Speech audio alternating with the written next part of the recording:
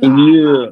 Nah. To, Tonight we're gonna be talking about a touchy subject, which is domestic violence. And Mike, would you please say that disclaimer you said?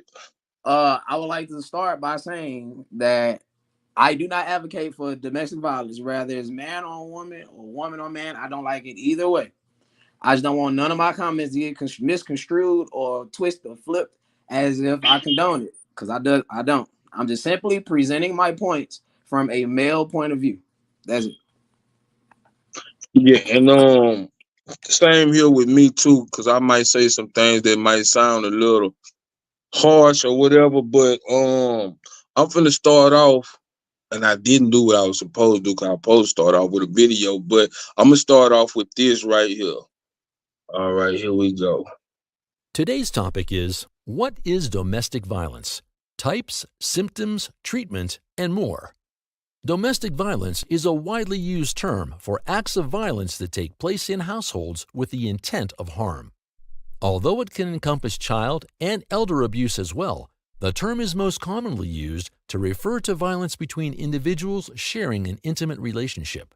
It often involves one partner using intimidation and assault to assert control over the other. A victim may endure economic, sexual, and psychological abuse as well. Domestic violence has only recently been recognized as a major health issue, having been a part of many cultures around the world for millennia. It is important to recognize domestic violence as an aberration and seek help to end it. Here's everything you need to know to help with that. Types. Domestic violence includes physical, economic, sexual, and psychological abuse. An abuser commits their acts of violence to assert authority and manipulate the victim. Acts of physical violence include 1. Pinching, 2. Slapping, 3. Tripping, 4. Punching, 5. Grabbing, 6. Twisting of arms or legs, 7. Pulling hair, 8. Beating, 9. Choking, 10. Pushing, 11. Biting, and 12. Use of a weapon. Psychological violence may be carried out by 1. Threatening emotional or physical harm. Let me ask y'all this: Have y'all has anybody experienced or seen anything like that? Hmm. Definitely. Um, Definitely. would you like to elaborate on it? Oh, let me say this too. I know this might be a touchy subject for some people, so if any of this triggers anything in you and you want to leave the podcast, we understand. We don't want to bring up no emotions or anything with anybody. So who want to open up? Go ahead, CJ. No, Mike, you can go ahead tonight. I always start first. Uh, well, I will say the person name, but nonetheless. One day I was I was coming from wedding reception or whatever, and let's just say me and this person was drunk, but I wasn't that drunk to where I was out of there because I had to drive home, so obviously I can't get too wasted anyway. So we get back to the house. Said person just, I guess, thought of something, some type of hurt feelings or whatever, some type of triggering feelings, and all of a sudden just started swinging on me. And I'm like, damn, like, bro, this is real. This is real crazy. Like I said, I didn't understand what was going on at first because I was a little inebriated. But after a while, I started coming to, and I started understanding exactly what was going on. And man, it was just, I just had to leave the situation. Let's just say that I had to leave the house. Because had I stayed, who knows what would have happened, right? And then I understand that I've gone pushed everything, but if I swing one time and it could slightly connect, it's gonna end bad. So that was my little rub rush with DV. Uh, Go CJ. Um, so of course, shared it with you all on our back end of conversation, pre-podcast or whatever. But I definitely have experienced domestic violence. That's why I am divorced from the the previous marriage, and it's not anything that's a secret or whatever. I even told the story with the nonprofit and the mentoring program and whatnot or whatever. But the thing about that was having actually been through some growing up where I saw it. It was first introduced in my home as a kid. We saw my mother be abused by a boyfriend, and so it was never it was never something that was made to be normal. So I always had an issue. That's where I didn't like bullies or being bullied or whatever. And I think we kind of talked about that. So like the video said, there's a lot of different ways that domestic violence can actually be identified. So for me, it was just a little bit heartbreaking because I asked the questions before going into the relationship. And the questions that I asked was, have you ever experienced domestic violence, regardless if it was something that you saw or if it was something that you actually participated in? And I was told, no, I'm not the violent type, and if I feel like it's going left or whatever, I'll just get up and walk away before I put my hands on a woman. And that it was the total opposite. Once the mask and everything would come off, the aggression would come if there was a moment where I wasn't agreeing with him, or if he felt like his voice was not being heard. And so then the expression would be to put his hands over my mouth or just basically try to shut me up. And so that would lead to me having to defend myself. And I asked those questions because I was not going to be in a domestic violence situation, especially having kids and wanting kids to grow up in a healthy environment. So I decided that I wasn't going to take it, and I removed myself from the situation, which is why I am a divorced woman now. But then I'll take it back to say previous, and then I'm going to be quiet, be mindful of our time. I had to go back and apologize to a previous boyfriend because when I was younger, I thought it was okay that if we got into it and my feelings get out of control, I can push and I can shove. That was what I had saw. And so later on, I would learn, through therapy and growing up, women can actually be the aggressors of the domestic violence. And so I had to check myself and then began to understand that by seeing it, I thought it was okay. So at one point I was the aggressor, and then on the other side, I was the actual receiver. Mm. Michelle and B, y'all got anything on that? Well, I didn't seen it. I had a associate of mine, and it was like him. One minute he the aggressor, the next minute she the aggressor, because she'll just go off and attack him, and then there they go, or he'll go off and attack her, and it's like, okay, and y'all doing this in front of company, y'all doing this in front of y'all children. She got a pot one time and just hit him across the face with the pot. And and they was having to get together. So, and it's like, yeah, y'all doing this in front of people, let alone your children. But you couldn't tell them nothing, you try to talk to them, and then, they go an argument and stay out their business. So, I stopped going around and hanging out because I don't want to see that. And So I'm Um, trying to think. Oh, go ahead, Michelle. well, I was just gonna say that y'all, I know expressed that BJ is my first love. We were 10 and 11 when we met. We only 7 months apart. I was with BJ until I was 17. Told him I wanted to get married when we, got 18 and, let's settle down. He didn't want to do that. So I broke up with him. And I didn't want to be with him no more. So I ran to the first person that gave me attention, which was a 41-year-old man. Mm. I was with the man for 10 years. He verbally abused me and physically abused me. I was depressed and I wanted to kill myself.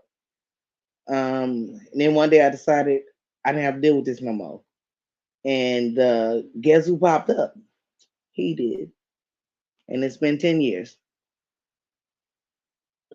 Man, I wish I would have played that cause that video pretty long. It's pretty long.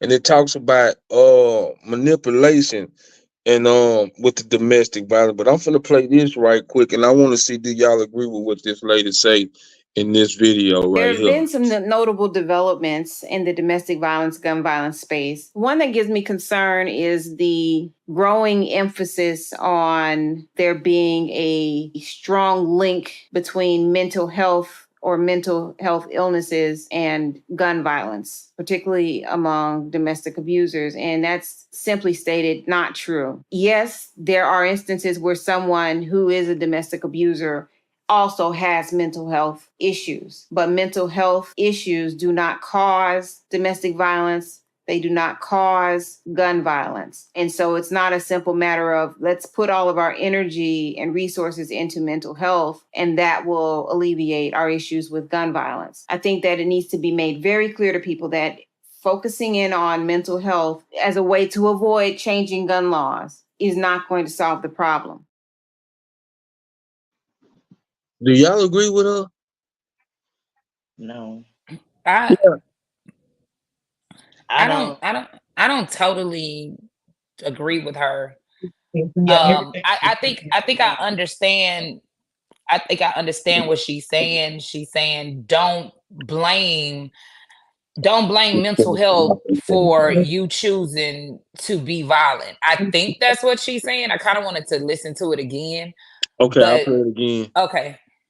I'll play it again. There have been some notable developments in the domestic violence, gun violence space. One that gives me concern is the growing emphasis on there being a strong link between mental health or mental health illnesses and gun violence, particularly among domestic abusers. And that's simply stated not true. Yes, there are instances where someone who is a domestic abuser also has mental health issues, but mental health issues do not cause domestic violence. They do not cause gun violence. And so it's not a simple matter of let's put all of our energy and resources into mental health and that will alleviate our issues with gun violence. I think that it needs to be made very clear to people that focusing in on mental health as a way to avoid changing gun laws is not going to solve the problem.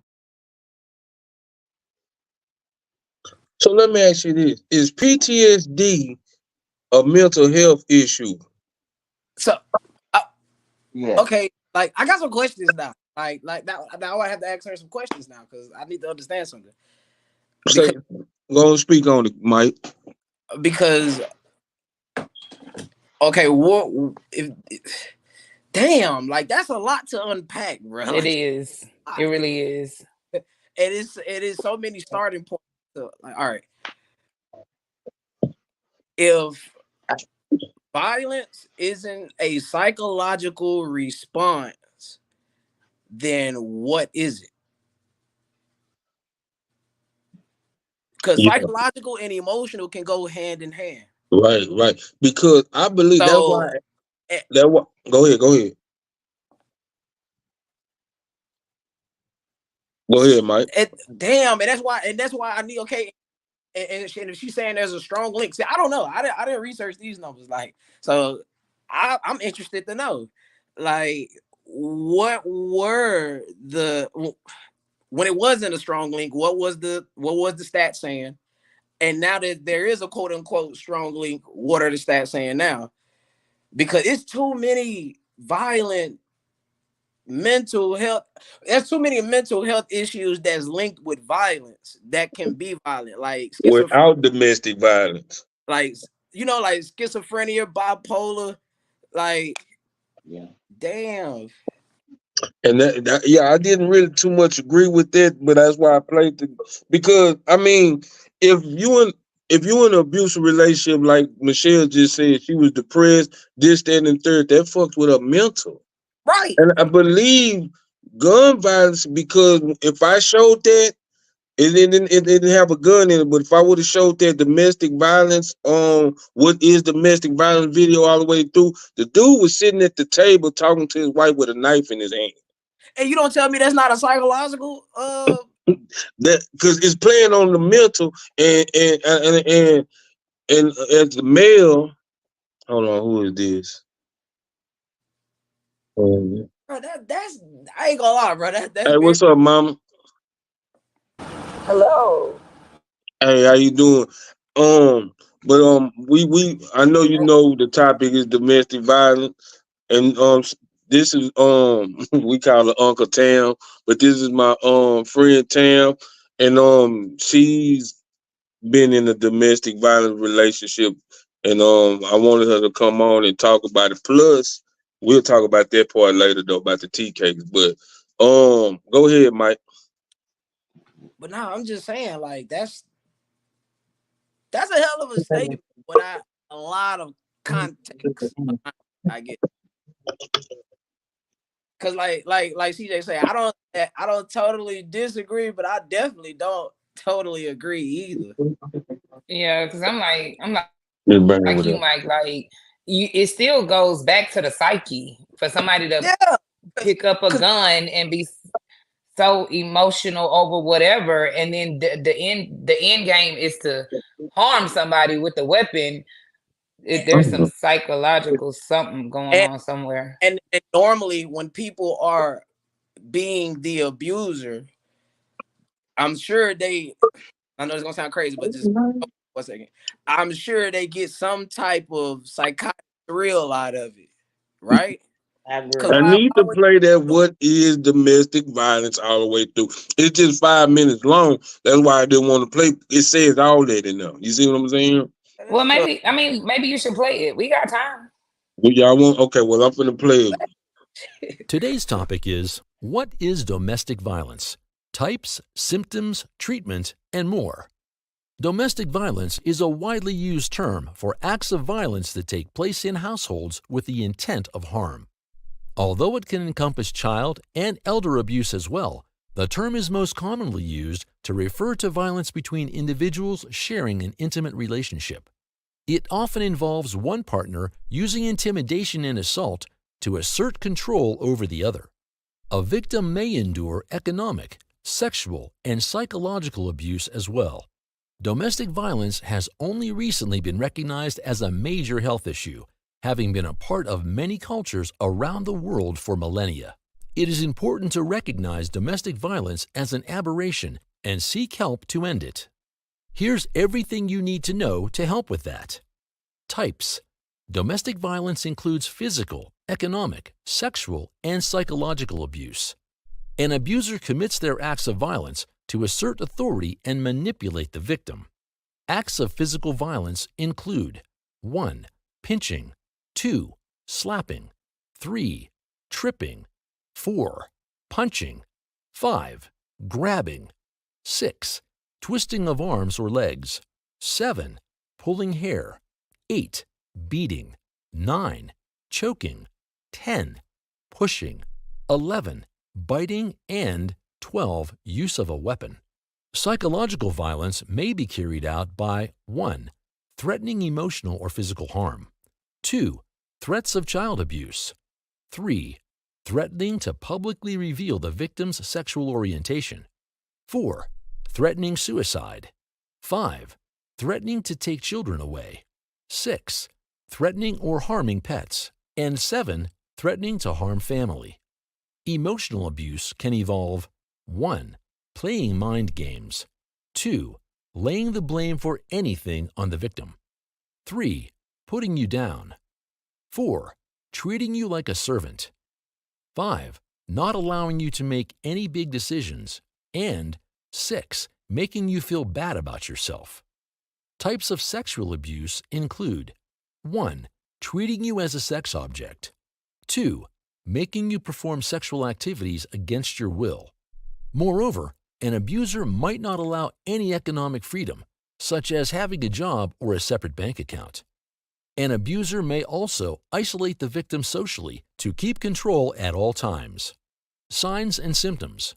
Most signs of domestic violence are hard to spot, as a victim might hide them out of guilt and fear. Physical violence will cause injuries that will show up. However, the victim may try to offer explanations that will not make sense.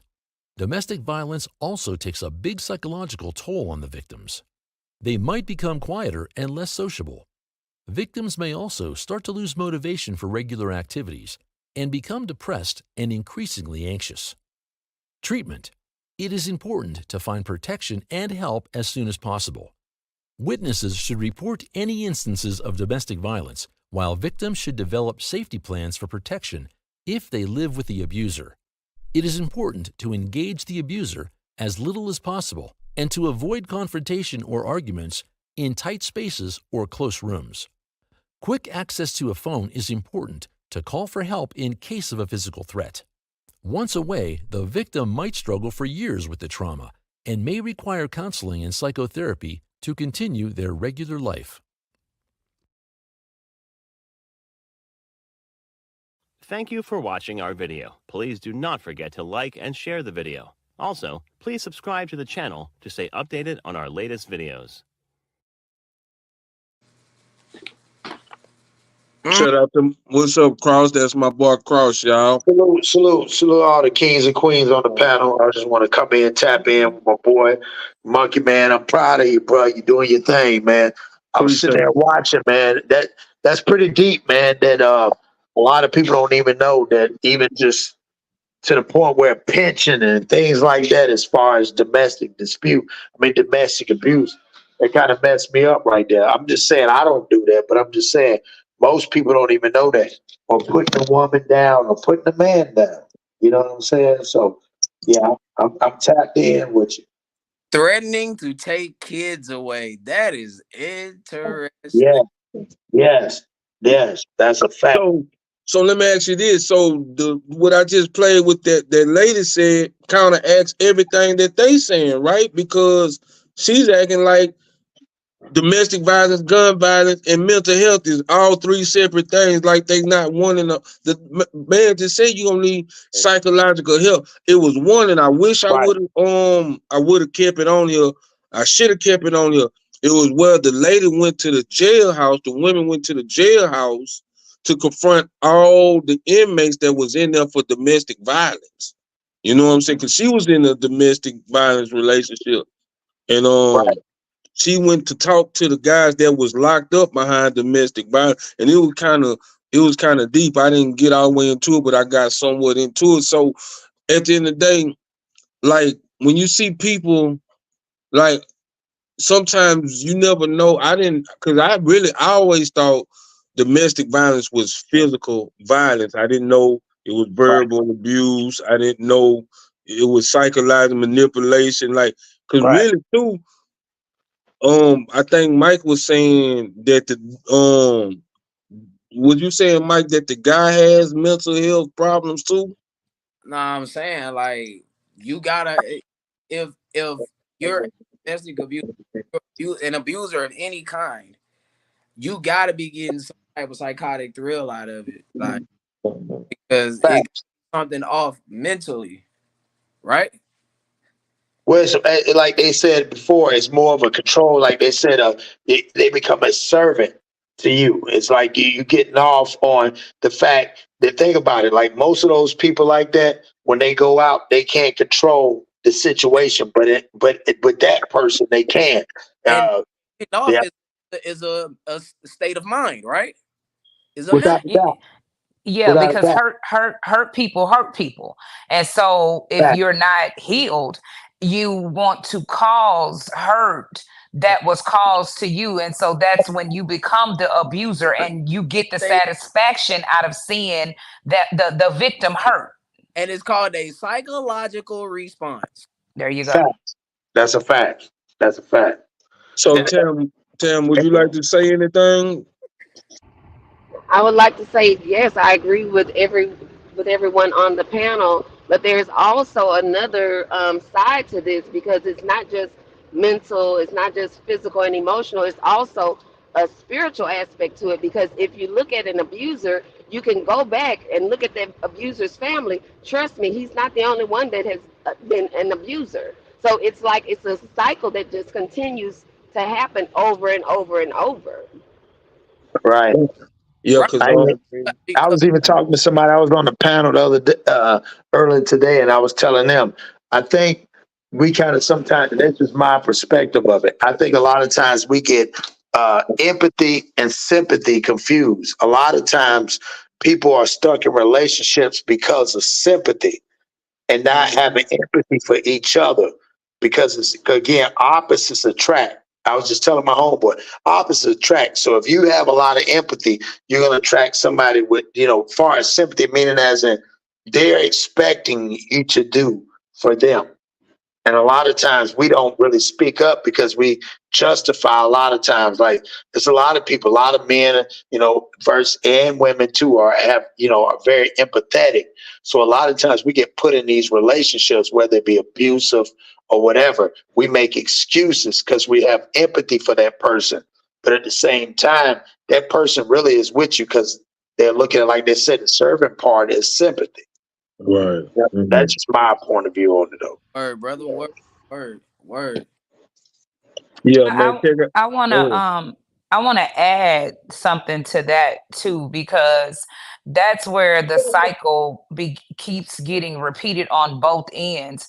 Even the empathetic person has to pause and ask themselves, why do you keep being empathetic to these type of people? It may be because you're attracted to that familiar spirit and you need to heal from whatever your past is that keeps you tied to that type of situation. That's right. That's right. Well, and that's having understanding, or most people say knowledge of self, understanding what your worth is. Once you understand your self-worth, then no one can alter, bend, or waver your worth. Like you say, spiritual wise, again, even in the word, it says you got to have the gift of discernment. So you got to understand when game is being ran on you, no matter who it is. You know what I'm saying? Because if they loved you, they would love you to help you build, not, like even the word they say, I know they say a wise woman, but we could just say, we just put the analogy of people in general.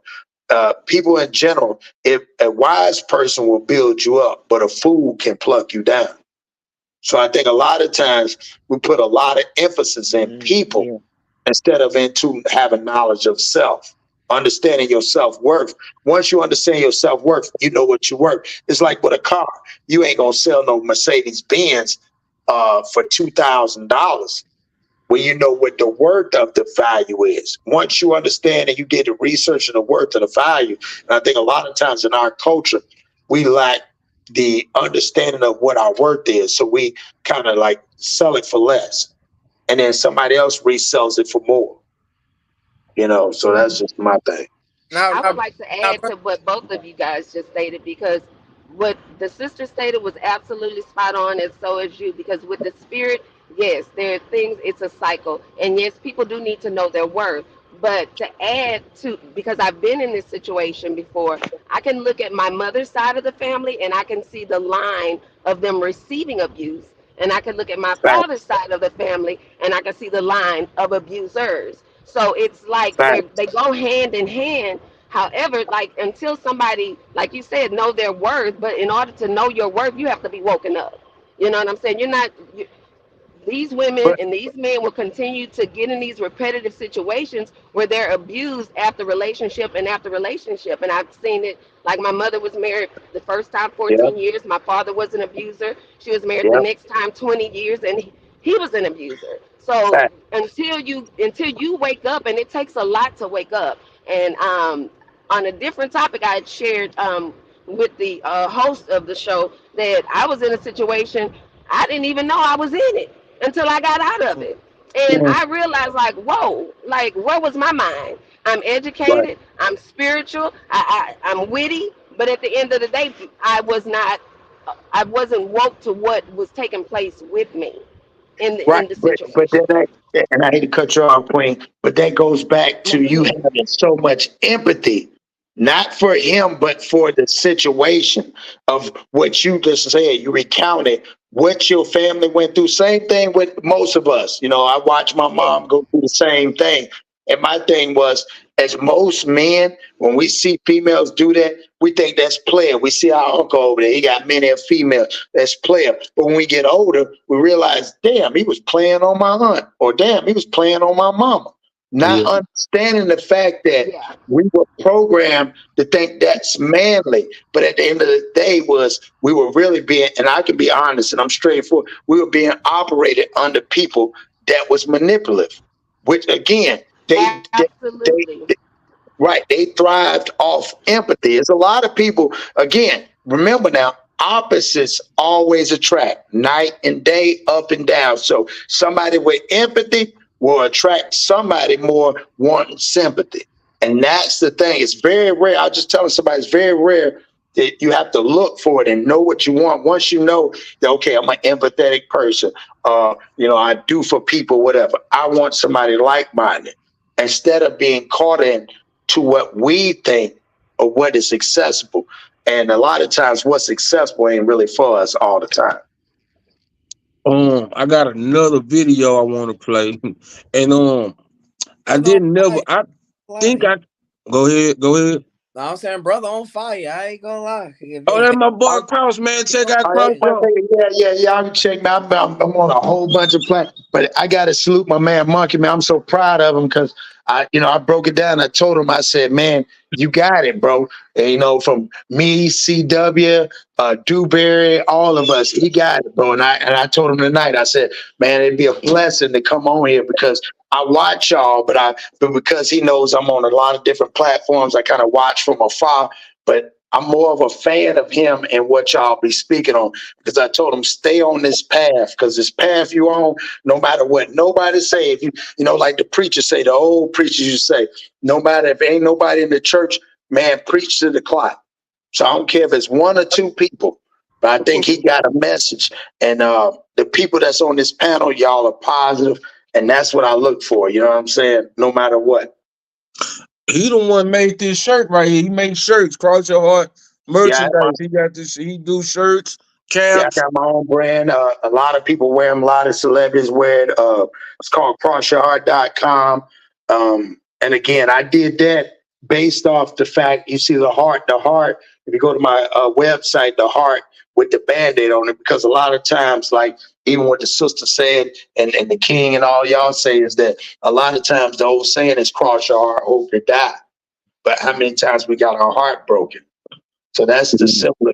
And my saying and what I got patent was, everybody's not built for the streets. That's why we made sidewalks. And then too, I want to give a shout out to my girl T. I'm gonna put it on the she's in the panel. How you say your name, T? Tamarella.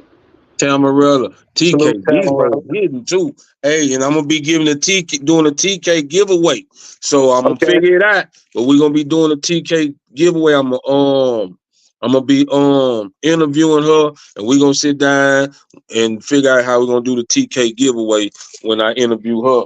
And these let me know and just tag me. I'll put it in my storyline and then on my TikTok and stuff. You know what I'm saying? To get my followers and stuff to come over here. Yeah. I got you. You already know I got you, my nigga.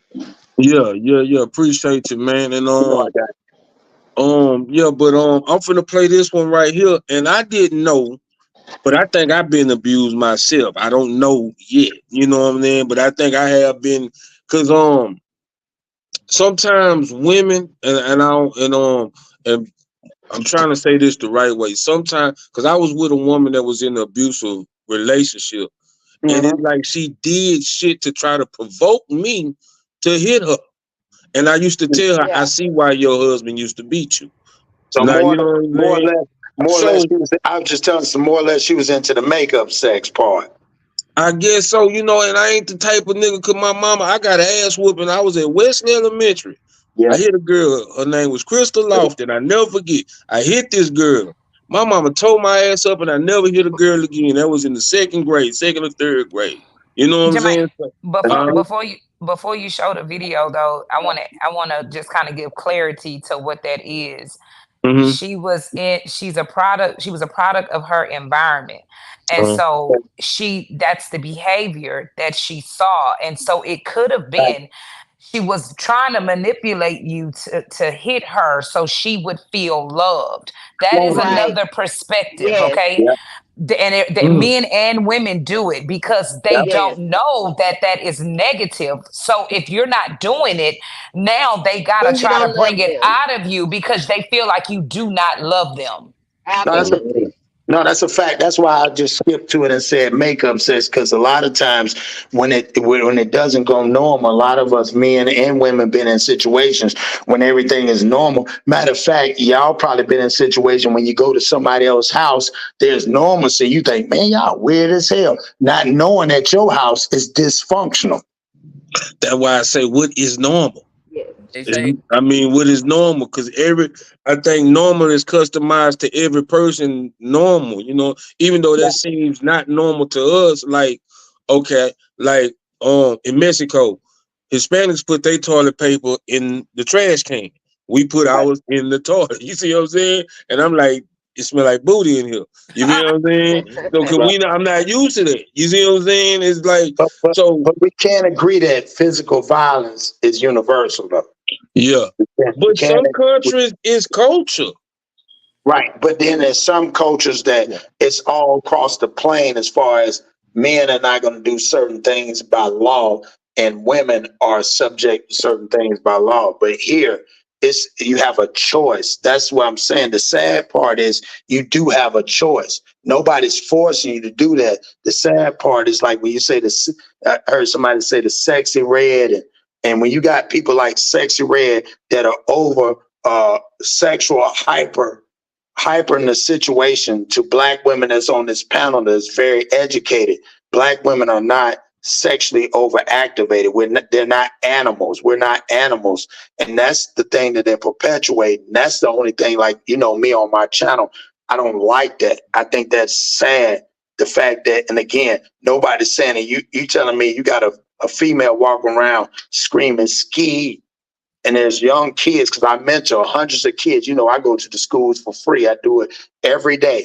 And I mentor 3-4 schools every day. By the time I come home, I'm tired.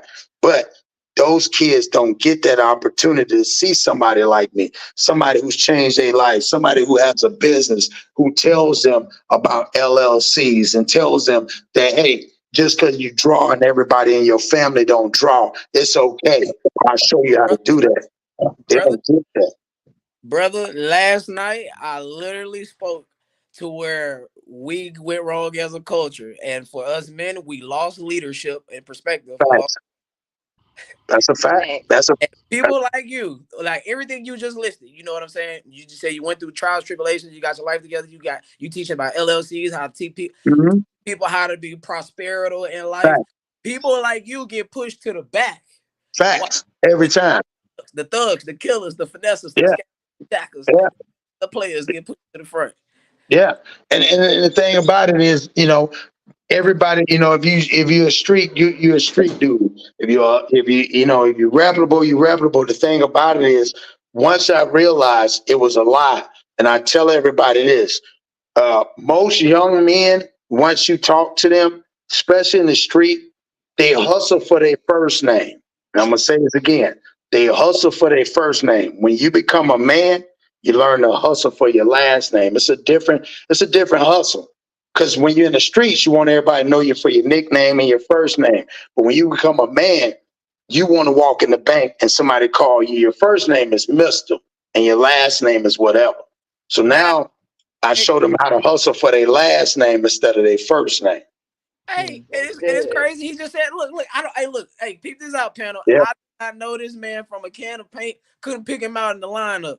He literally just said exactly what I said last night about the whole last name. Like, and we get caught. Our last name is everything. Everything. It means everything. It means who you are. It means who raised you. It means everything. Because again, because you're known for your last name. You're never known for your first name. Your first name is only for who you want to know it. But your last name is reputable in any place. Ain't nobody gonna say, Monkey Man, you been approved for this long. Ain't nobody gonna say that shit. Hell no. Yo, hey, man, I wish I would have met you just a day earlier. I promise you, you would have been a perfect guest. Jesus. Yeah. Matter of fact, yeah, we and I need your thing too, man. We're gonna shout out, man, to my boy Mike and Pratt on Wednesdays at 8:00. The Domino Effect. Domino Effect podcast. I might well do my little shout out to everybody. Yeah, my girl Ashley. I keep Marilyn Ashley. Do the credit. She does credit and everything. You need to child support taken care of, late payments, school loans, whatever she know how to do it. Okay. I got my girl CJ with the hats and shirts. She do hats and shirts, and she the one that did my logo too for my right there, bam, the TMB like Monkey Man. She did that for me. Well, I got some shirts coming and stuff like that and hats. We in the process of doing it. And then too, she also got a bus service. Know what I'm saying? Yeah, I watched that live. She broke that down about the bus service. Yeah, that was game. Yeah. And then too, shout out to my boy Raymond Shaw with the carpet cleaning. You need your water extractor, steam cleaning, shampoo, and upholstery, tile, grout, carpet. He done did people like Kendrick Perkins' house. He done famous celebrities' houses and neighborhood people houses, man. He got a free estimate. And I think he got a deal going right now. And with that, I'm finna play this other video. Let me play this video right quick. Right here.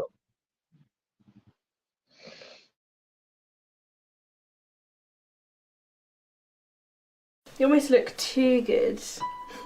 I don't want all those girls staring at you all night when I'm not there to fight them off. Save it for me.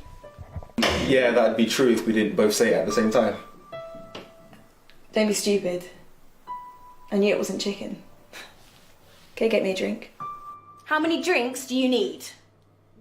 You know, I thought I'd buy some for the boys as well. No, that's not fair. I don't give you cash so you can spend it on other people. Who the is this? Is that my phone? Who the is this? No one, she's just an old friend from school. Tell me the truth. I am. Don't speak to her again. Let me in! Open the door! Let's talk about this! Let me in!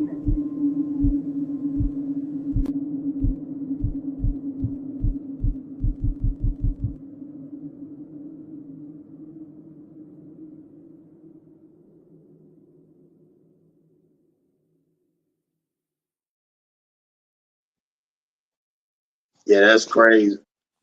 I did not know men go through domestic violence too. You didn't know that? They go through it just as much as women. And when I was in when I was in middle school, but I just thought my girlfriend was rough though. I had a girlfriend, she was kind of rough. But that what she liked to do, like if you had to hide shit, she was more than rough, my nigga. Like that sound like some hide being scared. Hold on, we got another guest coming in. Hold on, let me see who this is. I told John. Oh, my boy John, what's the mother? Yeah, man, what's the deal, man? What's up, John? I told John to come play. Lucky Man Planet was good, my brothers and sisters.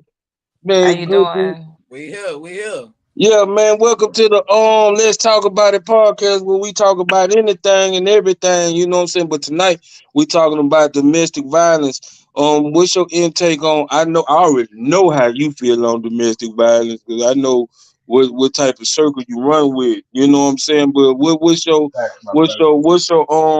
intake on that, John? On domestic violence? Domestic violence has been a very wicked and weak behavior traditionally in our community, in the Black community especially, since we've been here in America. It's not a customary activity or behavior of our people, but it's a very demented and problematic. I will call it a disease in our community that should be handled by the men of our community and not allow the males of our community to continue to disrespect, abuse, and mistreat our women in our community. So I'm totally against it. And, you know, I bully the bully. If I find a man that's doing that, of course I'm at the defense of the woman. And when it's in reverse, I'm at the defense of the brother that allows himself to be placed as a victim into that circumstance.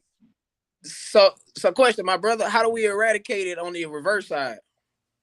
I believe domestic violence. I believe cultural intervention is something that we must do as a community, and unity kills dysfunction. So when we have people that will stand against it together, just as if in the household, if you have a man that's abusing a woman in the household and the household stands against that man, he has to cease and desist or remove himself from that household. Agreed. If a woman is instituting that behavior, we know that first starts from a mental and an emotional aspect. So she's dealing with it first violently. And then she is often the victim of that type of influence that's been given to her by a man. As I spoken to the brothers and sisters yesterday, a quote that I'm often found repeating, the Honorable Elijah Muhammad teaches us that there's no such thing as a no good woman, because if you find a no good woman, she's only been made no good by a no good man. So the first thing we must first do is change or confront the behavior of these males, what are not actually men, and deal with them as men to cease all of this wickedness. Because to hurt a woman and harm a woman is wicked, and for a woman to adopt that philosophy and then integrate that in her own life is wicked. We must stand as a community. Agreed, my brother. Now, let me ask you this. Now, 80% of Black children are born in single parent households. We are aware of this, right? Fact, 73. Yes. I heard it 73%. 80%. Single family. We'll just say 80%. Yeah. You said what? I said 73. I said, well, I know the status was 73% of them are born in single families, which are women. Right. You know what I'm saying? And I'm only bringing that up because it's relative to what you just said, right? Yep. You said the men that do these emotional responses, they need to be dealt with men. Yeah. That 73%, which is the majority of us, like that, okay, they've never had that male influence. They've been influenced by what they've seen. Because children follows what? Children follow the most consistent example. So if your child is born to a single mother household, that means it's more imperative on you to have that leader of a man to help guide these children in the right way, right? Right. So that first interaction with that real man, like you say, that should happen. And I agree, that should happen. That's not the point of contention. So that first interaction with that real man, how do you think that's gonna go over? That's gonna be an emotional response there, right? Because that's incumbent up until that point. Right. It's incumbent upon the mother to have the wherewithal within her to expose her child, whether it's male or male, to one, the influence, and two, the environment. If she's a single mother, that means she doesn't have a man present. That means there was a mistake or a dysfunction first made, either on her behalf or the man that was once a part of her life. Once he's extracted, there has to be a substitute. Gotcha. Someone of prominent influence. And it could be from your religious order, it could be from your employment environment, it could be from your economic environment, which is like a barber shop, because you can find men of influence in those places. You can find men of influence in a lot of places. The mother just has to be willing to expose her child to that influence. Gotcha. Now, and for the record, I gotta say this because if I say it one way, I gotta put the whole thing together. I often tell men on my channel, I say, do not create families that you do not intend to stick around for, because what you do is you perpetuate the exact same statistic that we're sitting here talking about, that leads putting the children into compromising positions. Because what we're not understanding is the things that we're trying to control, the things we're trying to fix, the things we're trying to patch together, the domestic violence, the lack of families, et cetera, et cetera. The people that are getting affected is our children. Right. The children getting affected. Well, and a lot of times too. My brother. Go ahead. I'm sorry. Go ahead. Keep going. Children at school doing the sexier ass ski. Like, what is this? Right. But you know what? You said something deep, and a lot of times it's the fact that, okay, let's say mama's boy. I'm gonna give you an example. Mama's boy. If you're a mama's boy, what happens is if you think your mama a different person, what happens is, and everybody can say it, if you saw your mama in compromising position growing up, what happens is because your mama, a lot of women, not saying all, some of them will put the daddy down. You never know who the daddy is. You build up this Superman image, and you see your mama in compromising positions. A lot of the young men end up despising. Even the Bible said the things that you hate and despise, you become. So a lot of times you see them doing negative stuff. So then you see these young boys as they get older. Like when we grew up, we was mama's boys, like the Tupacs, putting money in your mama's mailbox because you felt good to get that thing. Versus now they despise their mama. They don't look at their mama like we did. Like, man, mama had to work, do this, and take care of us. It's the things that. Go ahead. I'm sorry. Go ahead. No. You're on a roll, brother. Go ahead. Yeah. So it's just a lot of times that's where we're at in the era. When you start seeing kids on the internet, and like I saw this one dude in Chicago, little young dude. He said, "Mama, take that rag off. We don't wear that rag shit, boy. I got this on to clean the house." He grabbed his mama, picked her up, and slammed her. Damn. That man would have been dead. Right. But see, here's again. The accountability again it falls back on us, because in our era we learned from the OGs and we was taught to be silent. A lot of us in our era went to jail, so a lot of these kids end up just learning off the whim, and now they're learning from the internet. And a lot of it, like having a podcast, we know that the internet ain't real. We know that. So you get a lot of these dudes that never had a platform talk about how gangster they are, and they believe that. But us, like you said, us street guys, or us that have made mistakes, we come and say, "Hey, man, if you do this, like in the rap songs, or like, and I'm just being funny, like G.I. Joe, they all had this whole shit going on, but at the end, what did he say? Knowing is half the battle. It always was an ending to fix the chaos. There's no ending right now. They keep perpetuating it for it to be recycled. And I think a lot of us, that falls again on us as men, because we are supposed to be the head if we're leading it. And now you can bring somebody come in and say, "Hey, I give you a couple of dollars per month and give you this cheap apartment. Just don't have this black man in your house. You got many kids you want in this house. Just don't have him there." So let me ask y'all this. Oh, go ahead. I think a key factor as the foundation of what we're discussing is identifying. See, we are living in a culture of identity crisis, so we don't know the difference between the two.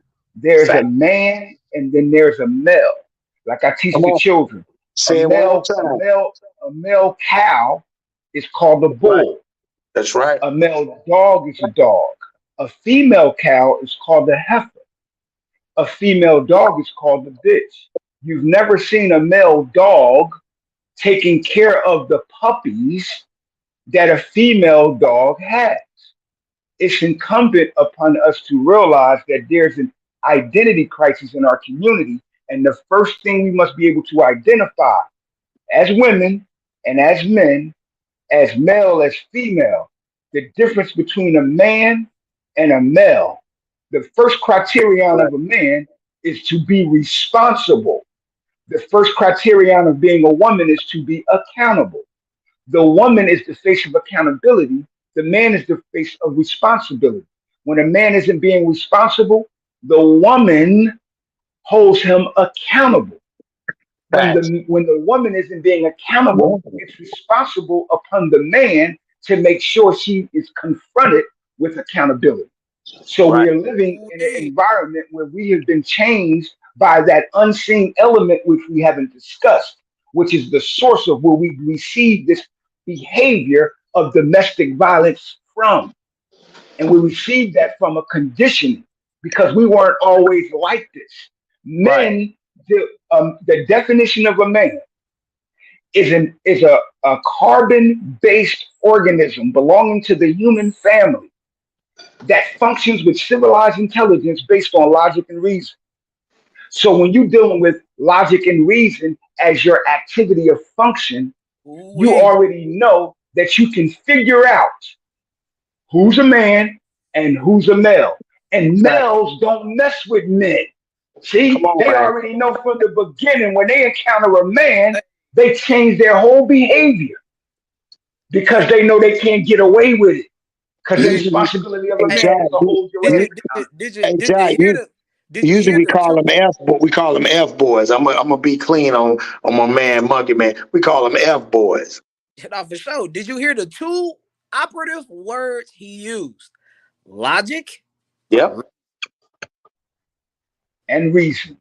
So if a male, so let me help me out with something. So if a male commits domestic violence, he's not acting off logic nor reason. He substituted logic and reason with emotion, correct? Correct. Without a doubt. Exactly. Now let me show you the counter to that. Right,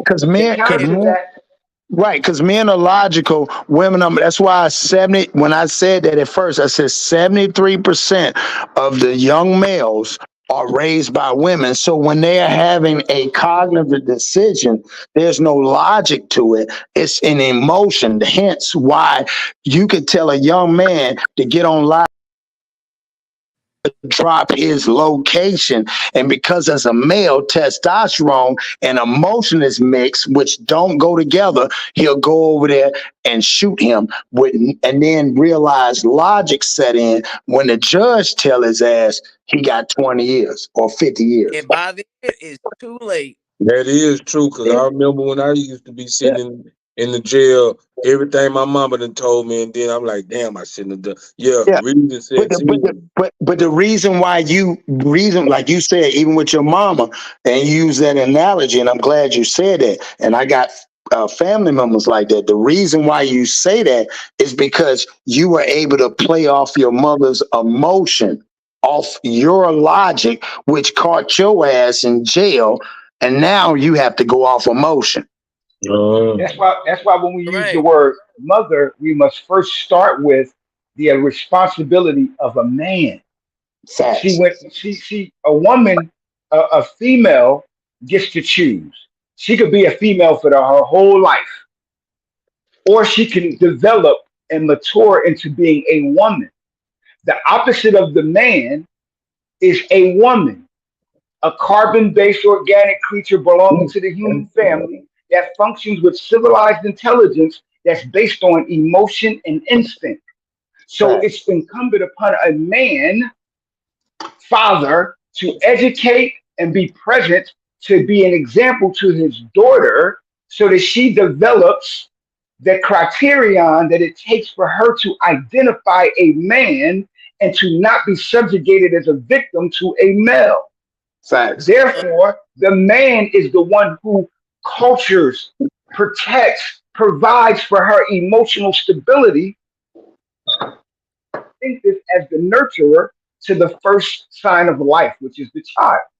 So it's a duality. You can't have, I told a sister before that a single mother is technically an oxymoron because she didn't get the child by herself.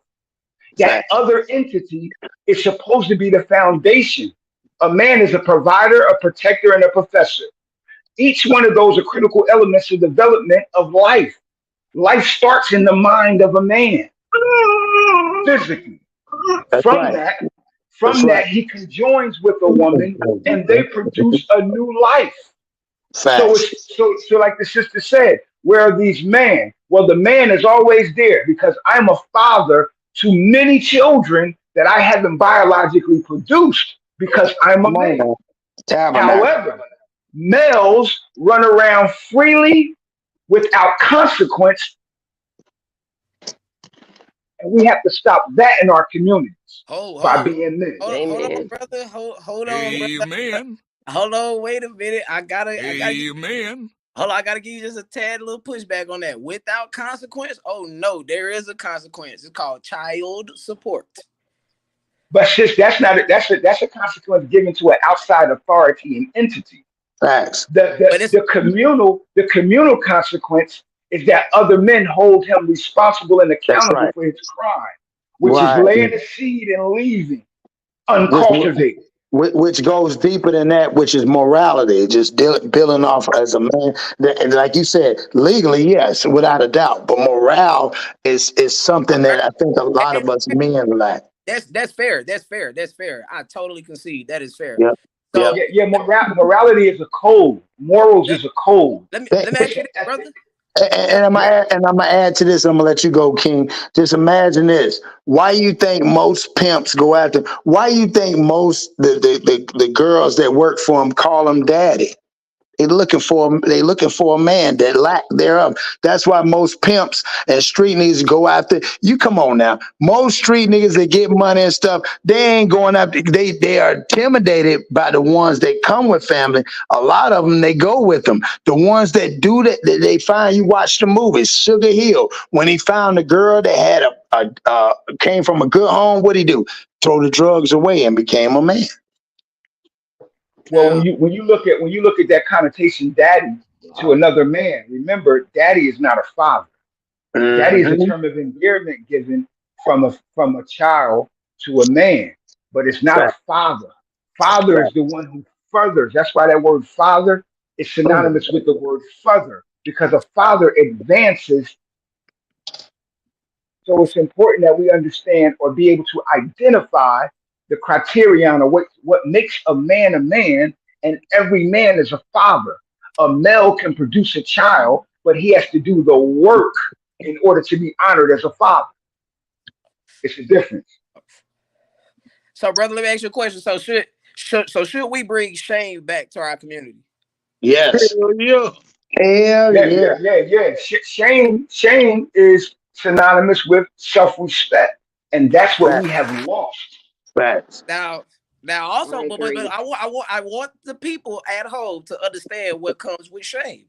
Shame means brutal honesty comes. That means there's gonna be a lot of feelings going around.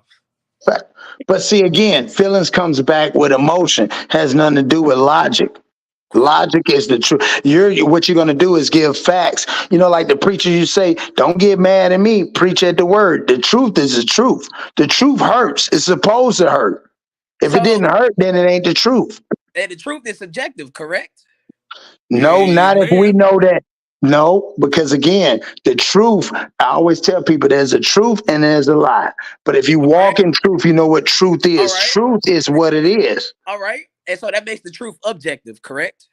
No, because if I sit there and I say, hey, man, I know what you're trying to say. You're saying because of what other people's taught us. But in morally values, if I say, hey, man, you too old to piss in the bed, is that the truth or not the truth? Well, it depends on what age. No, I'm saying no, nigga, you ain't supposed to be peeing in the bed this old nigga unless something wrong with you. You gonna say, well, I have unless they got a condition, and then you need to hold yourself accountable and go get that condition checked out. Let's say if they don't. Let's say if they don't. You're saying this, that's in my current age. Okay, yeah, of course. There you go. So at our age right now, we're only, again, that's why I get with old folks when they say they have zero tolerance. Again, at our age, that's why you have your platform. You just said, man, I just said that the other day. Now you're probably thinking yourself, because I've been doing this a long time on the internet. You're like, damn, but people don't listen to me when I tell the truth. It's okay. It's okay, because you're telling the truth. You're not telling your truth. You're telling the truth. I can tell my truth. That don't mean if it's true. That's where. But if you tell me the straight truth, I can't do nothing but just the messed up part. We were talking about this earlier. I was telling Monkey Man, and I was telling I was on the phone with Gene Deal, the one that was with Biggie, right? So I was on there, and my guy Jamil, he's a comedian, and the messed up part about the internet, Gene Deal has talked about this whole Biggie thing, Tupac shit and all that. Now all this shit is coming out. The problem is he stayed with the truth. The truth will never change. You can alter anything in life, but the truth stays the same. So just like with you at your platform, you're speaking truth. When you drop that, I know I can hear it in your spirit. When you drop that, you didn't go back to check to see if you said anything wrong, my nigga. Come on, my nigga. You're a truthful man. I wanna just add the about the truth. And it kind of goes back to, and it's everybody's responsibility, men and women.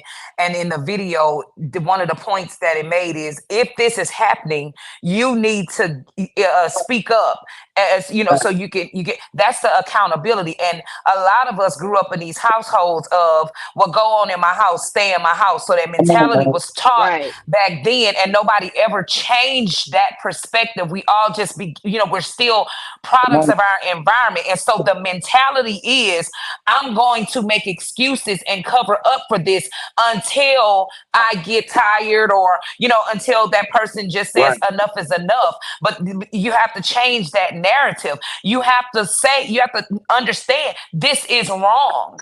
And and that's something that we speak on all the time, in my nonprofit, when it comes to men and women and changing that factor and breaking these generational curses. You have to unlearn learned behavior. That's right. Whether it's a married couple in a household raising children, or a single parent, a single mother, a single father, wrong is wrong. And so if you have that kind of environment, you want to break that cycle, it starts with the individual that is either 9 times out of 10 it has to start with the individual that's the victim. And you have to be realistic with yourself and say, why am I choosing to be in this situation? And if you can't answer that question, then you probably need to go and get the help that you need to get, because you're thinking that this behavior is normal and it's okay. Well, and like you said something a lot of people don't know. The number one factor is what? Stress. The number 2 thing is change.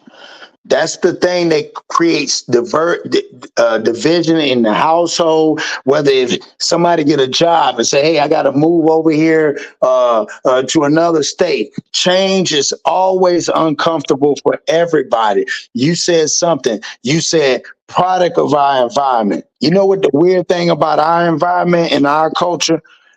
Because we don't like it. And once you figure it out, like yourself, we move. So once we move, we're no longer a product of our environment. We have moved to a whole nother area, another subdivision. So we don't have to carry that burden. That's where we got to stop carrying that burden, because we use that. A lot of people, I used to say it all the time, man, what product of my environment? Well, man, I'm living in, this much plus house.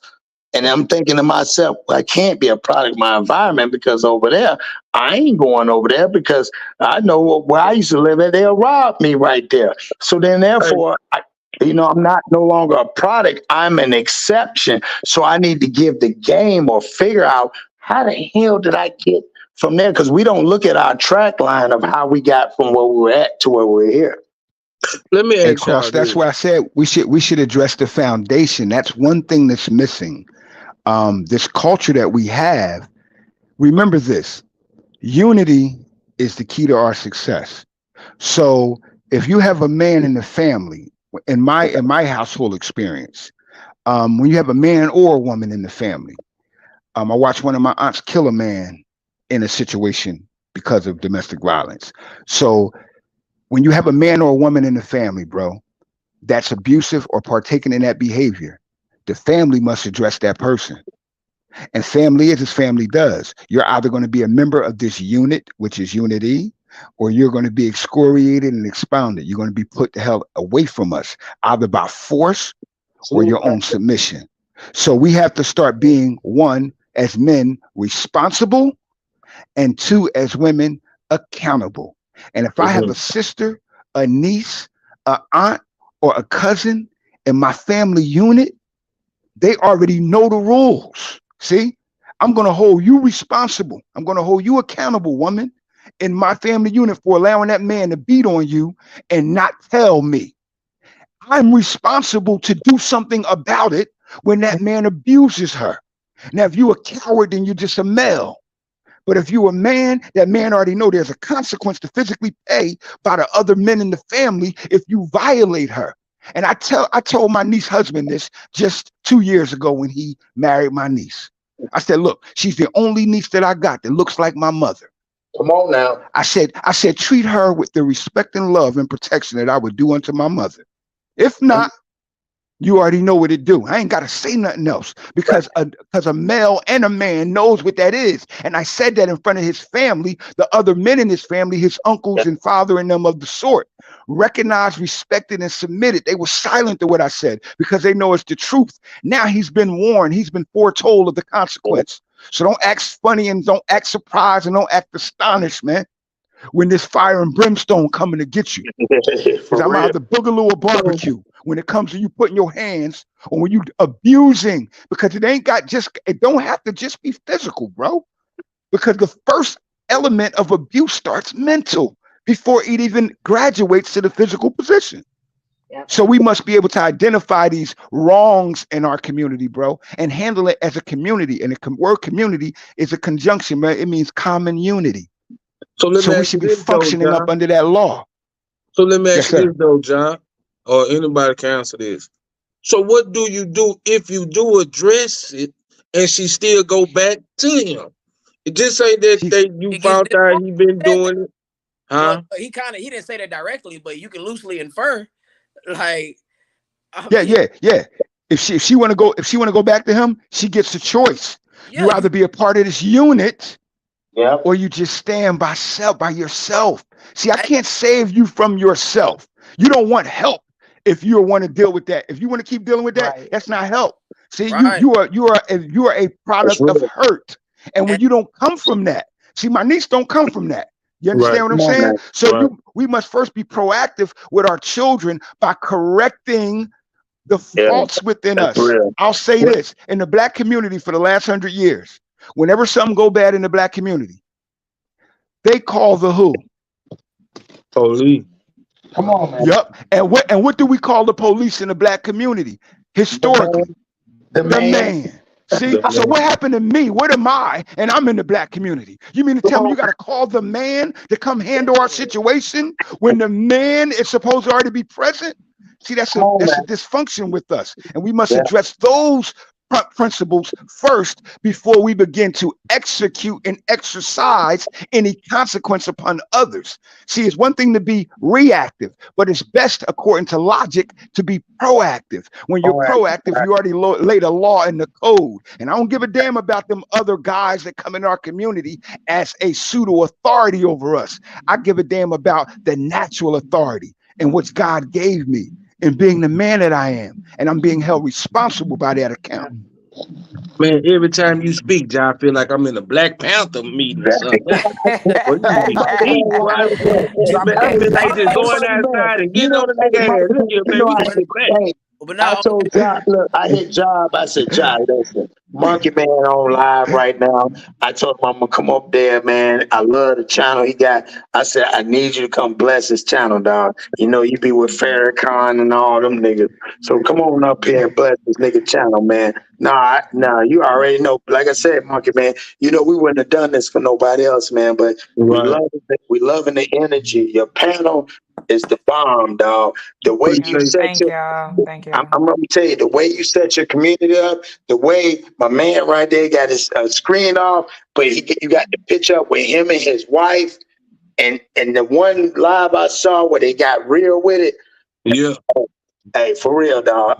You already know. I told you a long time ago. So, you know what I'm saying? Cross, what I told you, Cross. I say, hey man, you my internet manager, so you know if it's a good atmosphere, I'm always there. Yeah. Exactly. I told him I hit him up. I said, I know you busy doing some other stuff. Please come on Monkey Man channel. This my dog. I know you busy. He said, man, you my bro. I gotta come. So I appreciate Say less. it. And you know, like I told you, every time Ja on your I gotta be on there, man, because he gonna get that daily bread. Cause see, he could take this tea cake and break it down to the to where you gotta fight for the tea cake, man. Look at man, we gotta fight for the tea cake, man. God damn, don't take I would away the like tea to cake. I would like to add to what the brother said because that's absolutely right. Someone should step in and say something, the men in the family. And for me, as I spoke with Monkey Man, in my situation, no one said anything until I got out. And then everyone was like, oh, yeah, I couldn't wait till you woke up. I couldn't wait till you stopped being taken advantage of. I couldn't wait. And I'm like, so y'all just really watched me go through 21 years of this type of abuse? And it wasn't physical abuse. It was another form of abuse. That's But right. it was like, are you serious? I'm talking about moms, sisters, uncles. And I'm like, so y'all really sit to the side. I'm the type, I'm not going to sit to the side. I will pull you to the side. I'll say something, to the sister or the brother, but just to watch someone go through, abuse is crazy to me. Well, and I think, like you said, I'm the same way too. And then even in my family, you sit back, a lot of it is more secret. We're the last ones to find out because they know we're the first ones to say something. The sad part is that's what we got to stop as in our culture. And that's sad because we empathize with everybody else, but we're never accountable for what we're doing at the house. But we'll empathize with anybody else. Absolutely. Yeah. Accountability is a factor in the law. Responsibility is a factor in the law of any household, family, or community, bro. And families is the essence. Remember your grandfather, bro. Even when my father got killed when I was 5 years old. Right. So I had a grandfather and a great uncle.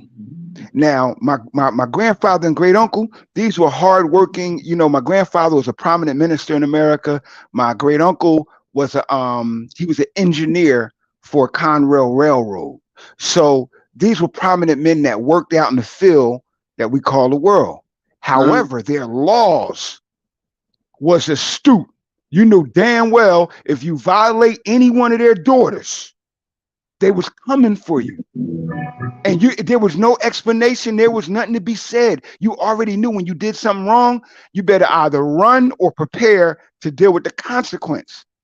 And one thing about it, our daughters, our women, must also realize that you cannot be with a man that's going to place our freedom and justice in danger. Because we're going to do what's just. I want to add to that too, because see, pillow talk is something real. And us as women have to hold ourselves accountable because if you telling, like say for instance, the family is upside down or whatever the case is, and you get mad at this one, you mad at this one, and then you go have pillow talk with that man, and you're telling him like, I don't fool with my uncle, or my dad does it. But he already knows what the limits that he can go to, because you're gonna have his back versus calling the family when he does something to you. Right. And I'm saying that like I've seen that in the flesh. It's like, oh man, ain't nobody worried about them niggas in your family. They ain't gonna do nothing. Well, they not gonna do nothing because you didn't talk down on them and you didn't put this man up here on this pedestal and keep covering for him and giving him permission to do what he's doing. Facts. Yeah, just being petty. Like most niggas like that are petty anyway. If they bring us some, that's why your people, man, that's some petty shit anyway. That's some feedback. Again, that's no logic. And you like, I told that to you not to tell nobody. Now you want to get mad at me and bring it up. It's petty. Man, that's what he's trying to do is trying to hurt your feelings because his feelings are already hurt. Real men don't care. You heard? Yeah. Like real talk, real men don't care. I had an incident, bro, with my sister that just passed. I seen her and she had a black eye, right? Right. Now I didn't even know what happened.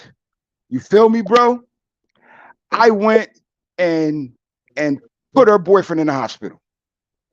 Now, I found out later from witnesses that my sister went up top on him, hit him with a 3-piece. That didn't matter. That didn't matter at the moment. But once I found that out, I then went and chastised my sister and let her know the element of reality is real, and you can't be in our family doing that. See? Because my nieces got the same aggressive characteristic in their personality. Right. So I had to deal with them in their adulthood because they already know. Damn it, don't call me when you wrong. What's wrong with you? You done went and robbed the bank, now you want to come run to my house? We ain't doing that. See, there's a consequence to that. So don't put me in what I've invested and kept as a discipline safe. Don't put that in harm. You make a choice as a woman. Like you got to make a choice as a man. You keep your hands to yourself, brother, when it comes to your anger. Because the only reason you should be touching a woman is out of love and romance. You shouldn't be touching a woman out of anger and dysfunction. And this is where this shit lead to, bro. First, we got to deal with the mentalities of our people. And when you identify a man, a woman is a whole different type of creature around a man, bro. She's a whole different type of creature. Because you know what I tell women in my relationships? Go get a man. I don't care who he is. Your father, your brother, your uncle, your cousin, the nigga that you like at work. Go get him for me to argue with. See? Then I can deal and show you how a man is supposed to argue. But when I argue with you, it's unfair. I can't beat you verbally and you can't beat me physically. God made us like this so that we can be together, conjoined as an army against any oppressor, any offensive. So if we're not together, we ain't gonna be together. You better go your way and I'm gonna go mine. However, when we have a single woman or mother in our family, bro, it's up to us as brothers, cousins, and uncles, man, to interject and lay a law even at her house.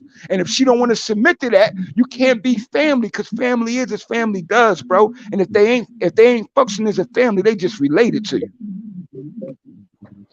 Yeah. Hey, man.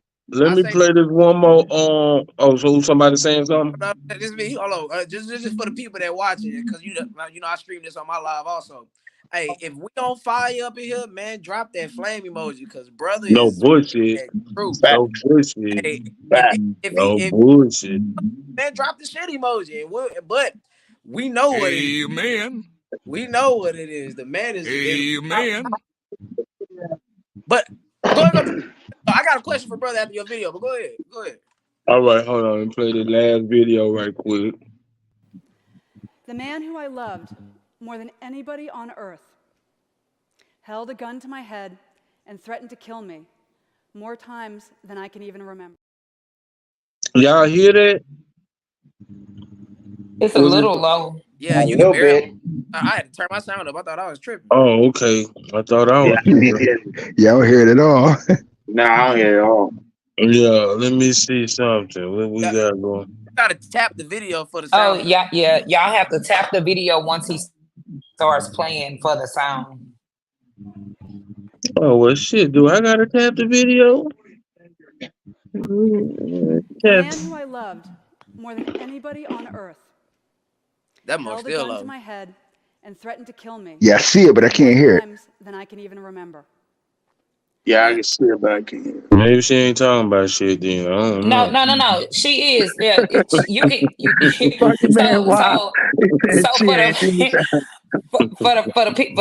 the people with the first time on here, when the video starts playing, it literally says tap for sound. So you have to tap it. The man who I loved more than anybody on earth held a gun to my head and threatened to kill me more times than I can even remember. I can't hear nothing. Man, hey, look, we're gonna have to read the subtitles. Oh yeah, subtitles. Hey, I mean, that's the only thing that we got shooting for it. All right, let's read the subtitles then. The man who I loved more than anybody on earth held a gun to my head and threatened to kill me more times than I can even remember. Check her hand, place. I never once thought of myself as a battered wife.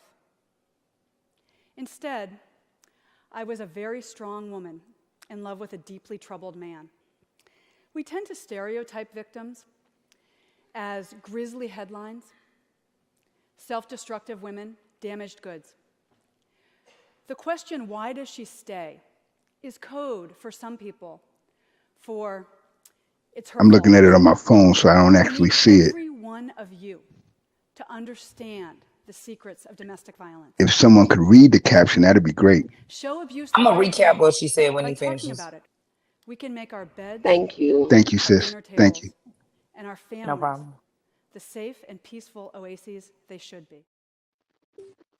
All right. So basically, what her video is, she's saying that she was with a man for 20. Did she say 10 or 20 years, Mike? 10, yeah, 20 years. Okay, and he was physically abusive like the whole time, and so the question was, what made her stay?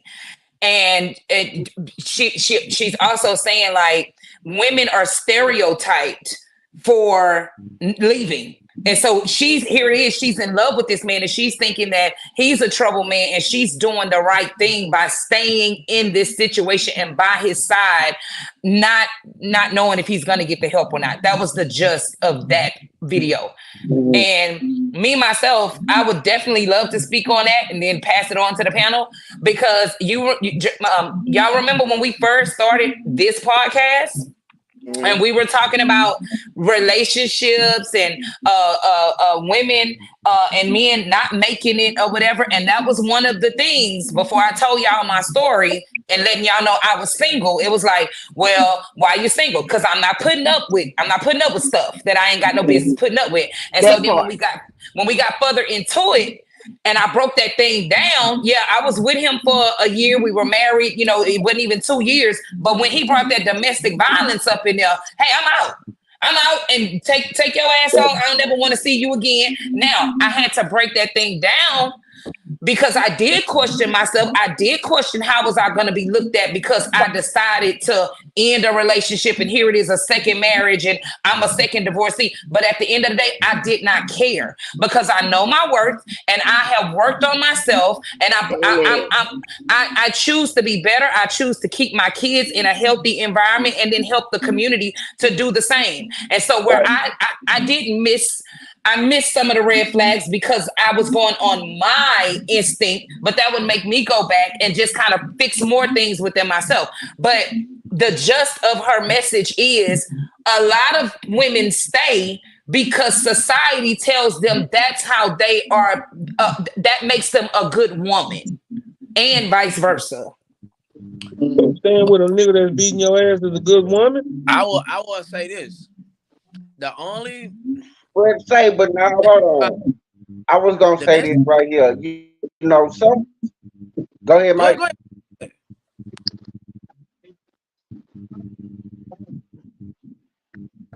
Go ahead, BJ. Oh, I was just gonna say that a lot of women stay because they didn't been in that situation for so long that they feel like the guy didn't probably make them feel like your family don't love you. You have nowhere else to go. Yeah. So a lot of women get stuck in that mind frame and won't pick up and leave either. That's real talk. I would like to add on to that as well. One factor that we are missing from even what the white sister was speaking on and what our sister just commented on, as well as what our brother added on to, is that word love. See, love is, we don't understand the definition of what love is. So we've been deceived into believing infatuation based on lust is love. And that's not love at all. And males that are manipulative understand that factor, so they can manipulate the process to a woman's thinking to believe that what he's giving her, either i.e. in the bed or out of his pocket, are acts of love.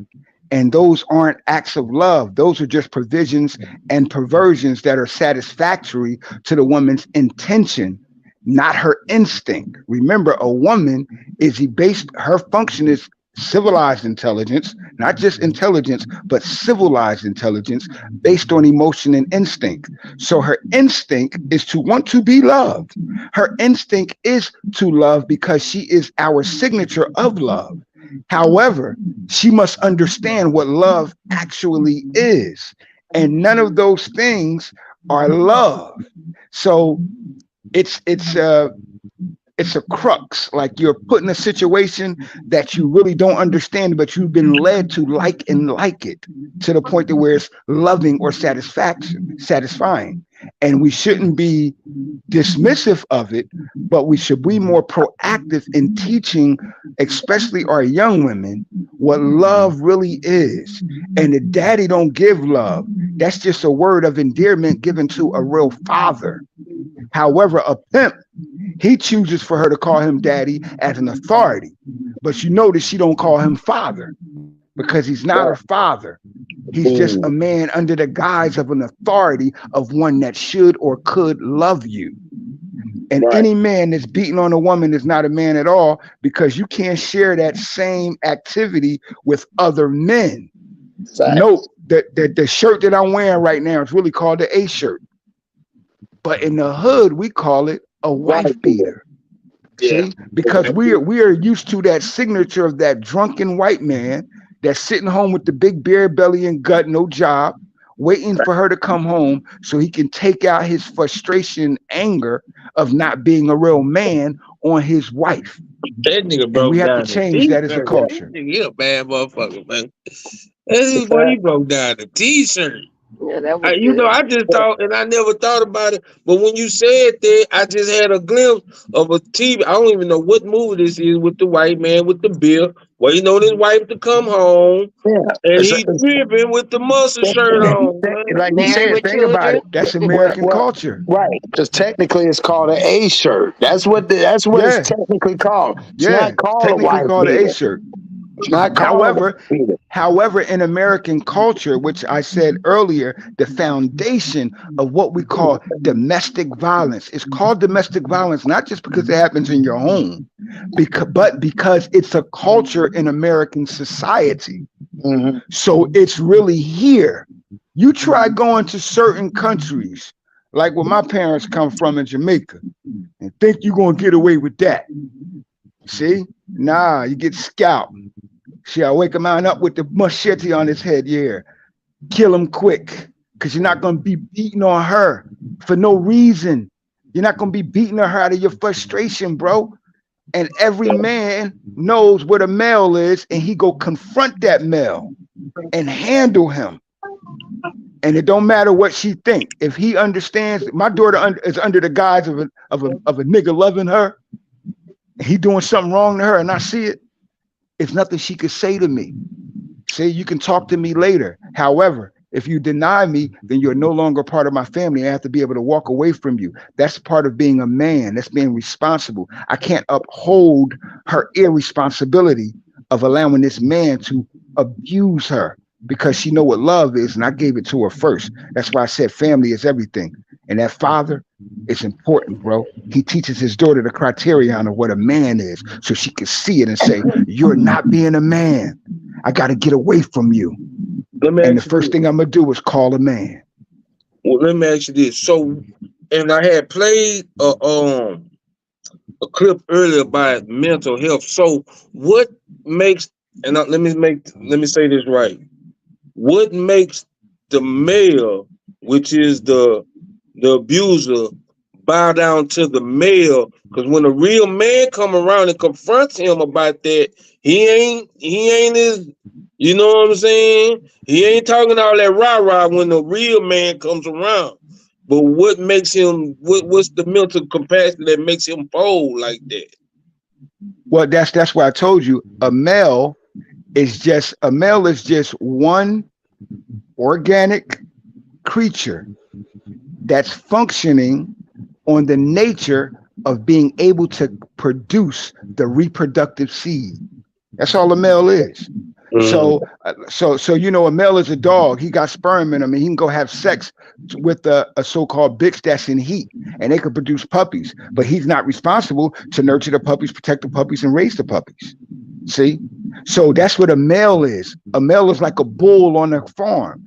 You know, it's one bull, and he go and he have sex with all the cows, and make other cows, make other calves. However, he's not responsible to nurture the calves. You know, the calf is always with the heifer, the woman cow. See, he's not with the bull. So it's a difference when you're functioning on an animalistic level versus the level of humanistic. And when you're human, you're a human, you're functioning with civilized intelligence. And civilized intelligence is one that functions with knowledge, wisdom, understanding, culture, and refinement, and is not a savage in the pursuit of happiness. So when she's pursuing him based upon how he's sexually satisfied her, she's a savage. She's living the life of a beast without the knowledge of self. So she can't identify love. She can't identify manhood because she was never given that criterion as a child. And that's why we must raise our boys and girls with the knowledge of what a man is and of what a woman is, so they don't end up being these males and these females, these abuser and these whores. Amen. And it's a big difference. So man, you know what? I'm finna start walking around calling women bitches because you a nurturer and you take care of your kids. And just like we don't call them bitches. We call them females. We won't call them bitches. Nah, but you just said a bitch take care of the puppies, take care of the kids. That's what a woman do. So we can call them bitches. Well, hold on. As a man, remember I told you what makes a man is being responsible. So as a man being responsible, we can't call them bitches because it's our job to uplift them into womanhood. So we can't call them bitches. We call them females. We call them females. You feel me? And that way, a woman is offensive when you call her a female, because every woman is a female, but every female isn't a woman. So it's a big difference. You understand? And womanhood is a graduation of maturity. You were born a female, but you have to be developed, cultured, and to graduate into the maturity of a woman. And so it's our responsibility as men to be able to identify when a female is just a female, or when a woman is behaving as a female, but forgot or may have just lost her place. So if you call her a bitch, that will totally displace her from where she was or could be.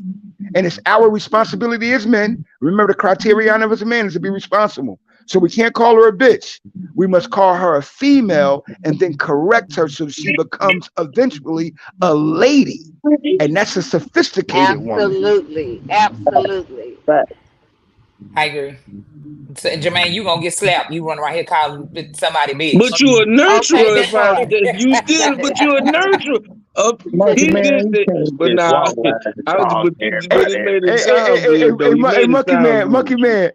man, I'm gonna share something with you, right?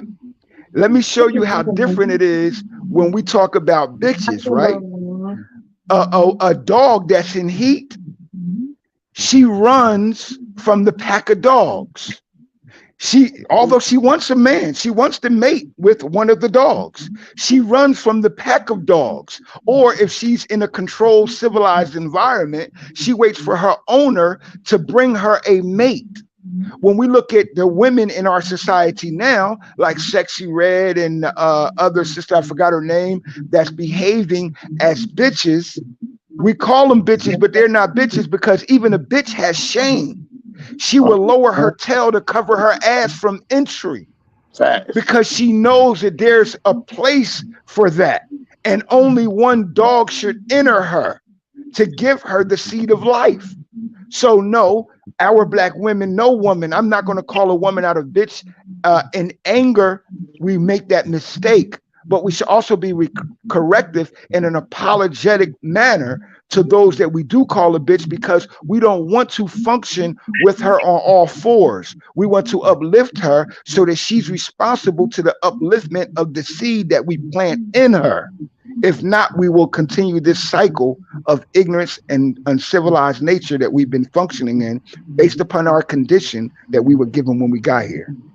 That's good. That's real good because we won't change. There you go. Get a hand clap. Yeah, I had to steal that one from you, Cross. I had to steal that one from you. I had to steal that one from you, bro. You know, Monkey Man and Cross brought me here, man, for a reason. I'm glad I got on, my brother. You know, Monkey Man, I respect you, my brother. I love your commentary when you're on Cross Your Heart. You heard? So for you, like I told Cross, hey, no problem. That brother civilized. I'm definitely coming through to grace my brother's presence. I want to bring you on Talking Monkey Business with Monkey Man, which is a separate show where I interview people, you know, and let you tell your story one day, and I'm gonna have Cross to hook that up for me. But before we go, because I'm gonna spend the rest of the time with my my common-law wife. Yeah, right. Yeah. But hey, the key word is wife. Yeah, key word is wife. Get his ass job. Get his ass job. Yeah. I'm finna spend some time with my wife, but I'm gonna go through. Mike, you got anything to say before we go? You want to shut out your podcast or where they can find you on Instagram or whatever? No, I don't have no Instagram, but I am on Facebook, YouTube, and Twitter at the Domino Effect Conversations with Making. We live, man. We logged in for sure.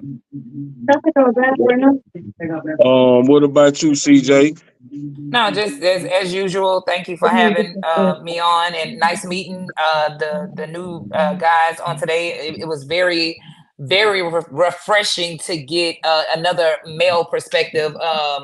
And we just gonna keep doing what we doing. We're for our community. We're for bridging the gap. We're for breaking generational curses. And so I love it. And y'all can find me on Jermaine's page somewhere.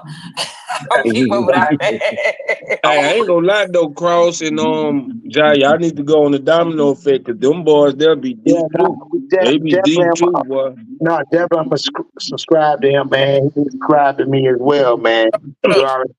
Yeah. Uncle Tam, you want to say anything? Is she still on I here? can't believe you're using me and Reed's personal name, but yes, I want to say thank you guys for having me on, and I love the conversation. It was very it was eye-opening, and I love, you know, all the different analogies that I heard tonight. So I'm going to be using that T-shirt one, definitely, that wife beater. I'm going to use that in the conversation. Yeah, thank you guys. Yeah, I appreciate it. No problem. Michelle and BJ. Oh, shout out your T cakes right quick, Tam. Oh, I'm sorry. Well, I'm T of T's Tea Cakes here in Houston, Texas. So I do have an Instagram and a TikTok, and it's T apostrophe S Tea Cakes, TEACAKES. Okay. Michelle, and I'm gonna be interviewing her probably next week. Michelle and B, what's up, baby? Give us something we can use. News, huh? Yeah. So. Oh, I'm here. I'm here. You know, my mind gets scrambled after I have seen. So that's why I haven't said anything. B, what you gotta say? Is B sleep? Man, look, man, it's a joy.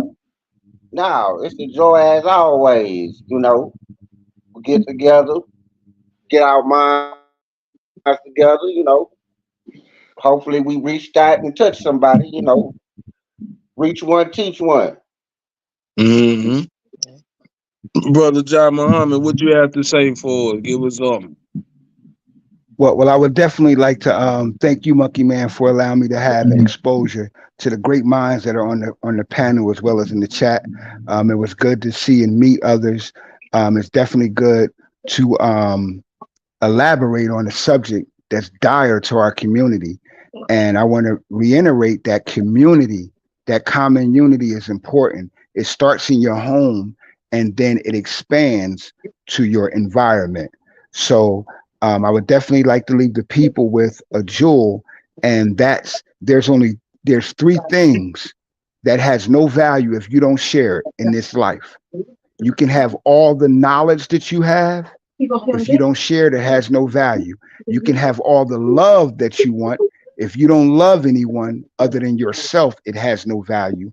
And you can have all the money in the world, and if you don't spend it, it has no value. So we should be found being responsible as men, accountable as women, and making sure that we share these three most valuable things that we all possess with each other to be a benefit to each other. And I say that in peace and blessings. My podcast will be up soon at the end of the month of October, October 20th, if all is successful. And it'll be called From the Mind of Jah. And of course, I will be inviting all of you on to share and elaborate many different conversations and many different opinions that we shall conclude to be facts once we elaborate on those opinions. So I give you all my peace and my love and greatness to all the brothers and sisters and the kings and queens. Definitely, let's talk about it, because Monkey Man ain't about no monkey business if it ain't about advancing our people. Peace. Peace. Man, and last but not least, my boy Cross. If it wasn't for Cross, it wouldn't be no platform. No, man, it's you, man. You know I'm gonna give it to you. If it wasn't for you, Cross, it wouldn't be no platform, man. I don't like all that, man. But okay, well, I'm lying. Yeah, he ain't had nothing to do with it. He did a motherfucking thing for this nigga. Yeah, I ain't shit. But look, man, I want to say something on some real shit, man. Hey, man, I told you. Hey, Cross my manager. Cross my manager. Nah, stop being modest, my brother. Take those flowers while we giving it. I just look, man. Here's the thing, man. I just want to say, man, I tap in with y'all, man, because you know what? One thing about you, Monkey Man, I see truth in you, just like your man, the domino effect. It's truth. Again, we just got to stay on and trust the process. That's all I tell everybody. You know me from dealing with people that seen me with Charles and that, a lot of people, he's controversial. That's my homeboy. That's my nigga. I've known him for years. Dewberry, that's my nigga. Ja, other celebrities, I deal with them on a personal level. But one thing I understand is if you walk in truth, they ain't gonna put you in the bullshit.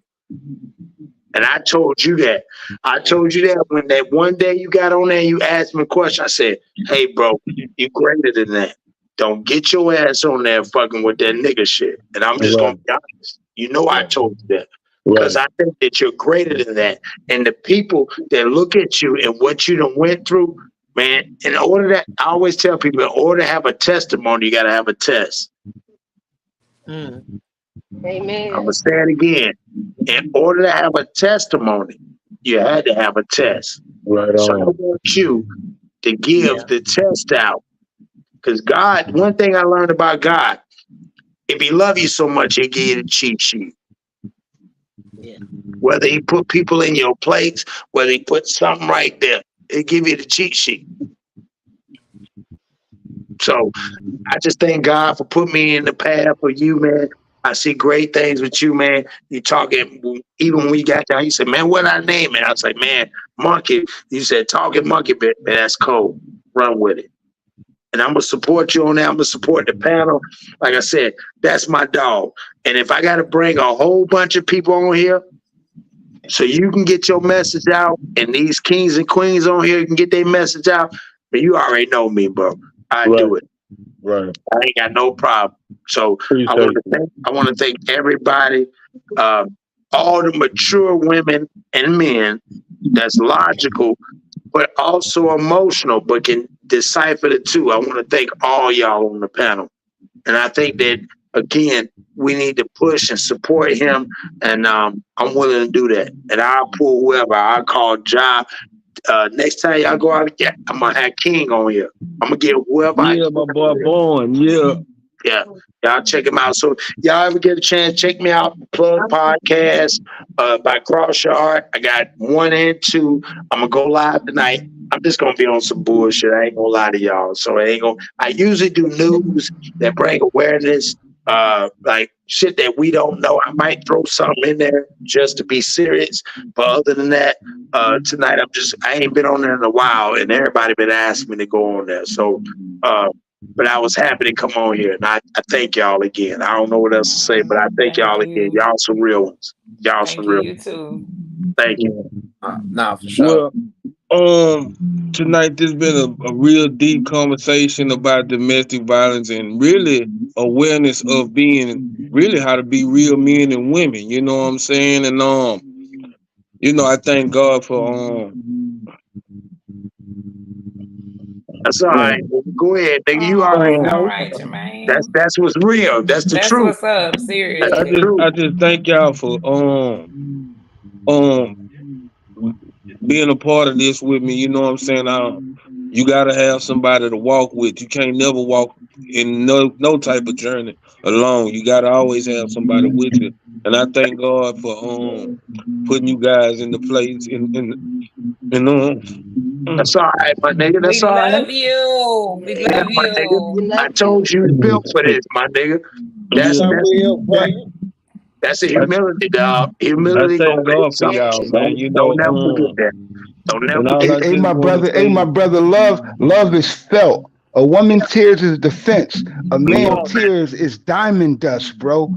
So it's invaluable. You heard? So you give us that diamond dust, bro, so that we can have value from it. You got the same for me, bro, as I got to you. Facts. Like I say, man, I appreciate y'all for believing in me, you know, and helping me believe in myself. You know what I'm saying? One thing we say in AA is God to do for us what we can't do for ourselves. You feel what I'm saying? And He's been doing a lot in my life, you know what I'm saying? And one thing about it, man, we need to start holding each other accountable. You know, if you see, I heard Charleston White say this, man, if you see somebody doing wrong and you don't say nothing about it, you in agreement with it. So it's time to start speaking up, you know what I'm saying? And one thing I always say, man, is pray for somebody you don't like. Pray for somebody that, you know, probably been abusive to you. Like we talking about domestic violence right now, pray for that person. I don't care how bad they did you. Pray for your parents that wasn't in your life or whatever the case may be. Because one thing about it, the power in prayer help anybody. It might change around to be the best person in your life. So with that, y'all, like I said, I thank y'all. I love y'all. And I'm finna leave on this note right here. Love you too, bro. Yeah. And good night to all. For real. Yeah.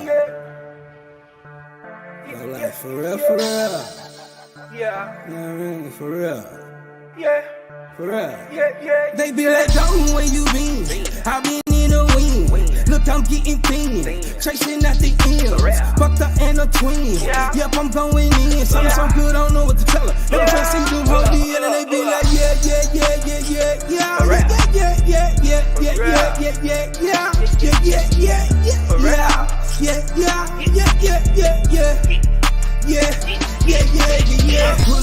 Pull up. I ain't say nothing to her. Acting like you knew her. Bitch, I know my jewels. Bet I pull that to her. Hit you with that ruler. Hit you with that AK. I bet it make you move. My young perk stay stacking. We ain't doing no lacking. Big pistol, I'm packing. Bet I blow your back. My foreign wants some action. Tonight she want that action. Right now I want that action. You know I blow her back. I'm back, macking on hoes. I play it how it goes. I make her touch her toes. Pull her hair and grab her throat. And these girls, they love me. I swear these girls, they love me. They be like, "Don't where you been? I been in a wing. Look, I'm getting thin. Chasing at the end. Fucked up and a twin. Yep, I'm going in. Something so good, I don't know what to tell her. Every time I see them hold the end, and they be like, yeah.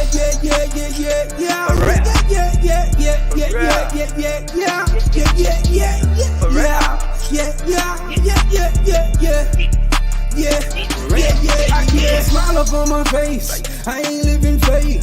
Put you in your place, then put her in a place. This trap be screaming rage. YL on the bass. I skied in the whole face. Plus the life I'm living great. I'm no trap girl, but I'm trapping. I be trapping. I'm like ski hard on these hoes when I be capping. And I love her, she slow motion. Looking at her motion. I'm deep up in her hosting. Keep that pussy fresh like ocean. She don't care about what you say. I keep her with the fake. That pussy wet like lakes. Plus the life she living great. And these girls, they love me.